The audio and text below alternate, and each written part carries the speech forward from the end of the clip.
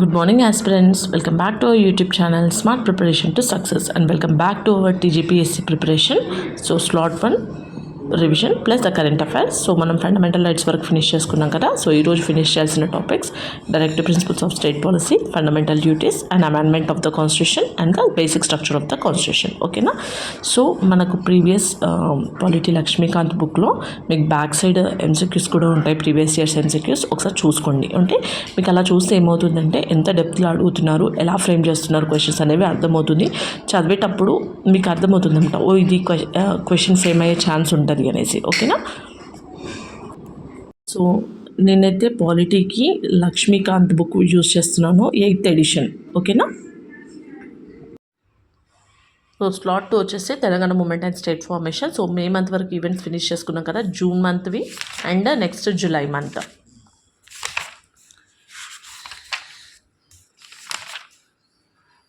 So ఇక్కడ వరకు ఈరోజు మనం ఫినిష్ చేయాలి. ఓకేనా. సో ఇది కూడా మీకు ప్రీవియస్ ఇయర్స్ క్వశ్చన్స్ అనేవి మీరు చూస్తే మీకు క్వశ్చన్ ఫ్రేమింగ్ అనేది అర్థమవుతుంది. ఓకేనా. సో నేను ఆల్రెడీ మూమెంట్ క్లాసెస్ కూడా నేను అప్లోడ్ చేశాను, చూడని వాళ్ళు ఉంటే చూడండి. సో ఈచ్ అండ్ ఎవ్రీ టాపిక్కి మనం ఎంసీక్యూస్ అనేది ప్రాక్టీస్ చేస్తున్నాము. ఓకేనా. మీకు ఇది చాలా చాలా హెల్ప్ అవుతుంది. ఓకే. స్లాట్ 3 వచ్చేసి తెలంగాణ కల్చర్. సో మనం ఇక్కడ వరకు ఫినిష్ చేసుకున్నాం కదా. సో ఈరోజు చదవాల్సిన topics estates, literature, Qutb Shahi period, Rachakonda Padmanayaka period, Vemulawada Chalukya period, Kakatiya period, Ikshvaku period, Satavahana period and writers association of Telangana Jagruthi. ఓకేనా. ఈరోజు తెలంగాణ కల్చర్లో ఫినిష్ చేయాల్సిన టాపిక్స్. అండ్ ఇక్కడ నేను రఘుదీపక బుక్ యూజ్ చేస్తున్నాను చెప్పాను కదా. సో ఈ బుక్లో మీకు బ్యాక్ సైడ్ టీఎస్పీఎస్సీ కండక్ట్ చేసిన ఎగ్జామ్స్లో తెలంగాణ కల్చర్కి రిలేటెడ్ క్వశ్చన్స్ ఇచ్చారనమాట. ఓకే. ఇంతకుముందు ఎగ్జామ్స్లో ఏవైతే క్వశ్చన్స్ వచ్చాయో అవి. సో ఇవి ఒకసారి చూడండి. మీకు చూస్తే ఎక్కడ ఎక్కువ ఫోకస్ చేస్తున్నారు, ఏ టాపిక్స్ పైన ఎక్కువ ఫోకస్ చేస్తున్నారు అనేది మనకు అర్థమవుతుంది. ఓకేనా.